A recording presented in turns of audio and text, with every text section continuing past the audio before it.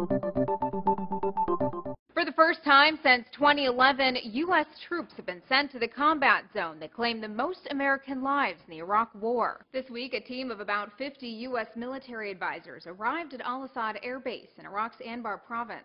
Anbar was a bloody battleground during the 8 years U.S. troops were stationed there.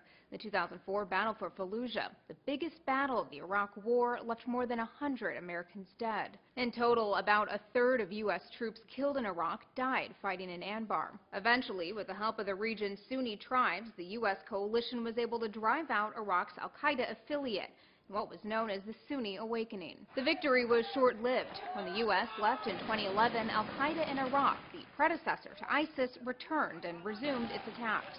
And that brings us to where we are today. While fighting in Mosul, Erbil, and Kobani has received the most attention, Anbar shouldn't be overlooked, as it's key to the group's ambitions. The area northwest of Baghdad is the country's only Sunni-dominated region. Many residents there, feeling alienated by Iraq's Shiite-led government, have joined up with the Sunni militants of ISIS. ISIS now controls an estimated 80% of the province. The offensive in recent weeks has prompted Anbar's government to call for the return of U.S. troops.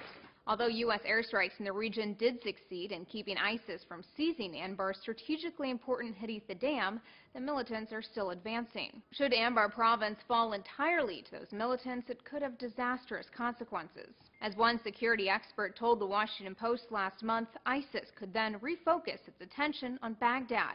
The government would lose the Haditha Dam, and the security forces would have to retreat. There would be a bloodbath. The U.S. troops now at the airbase in Anbar, although armed, are only there in an advisory role. President Obama recently announced he was doubling the number of U.S. troops in Iraq, sending 1,500 non-combat advisors in what he called a new phase of the operation. For Newsy, I'm Elizabeth Hagedorn, multiple sources, a broader view.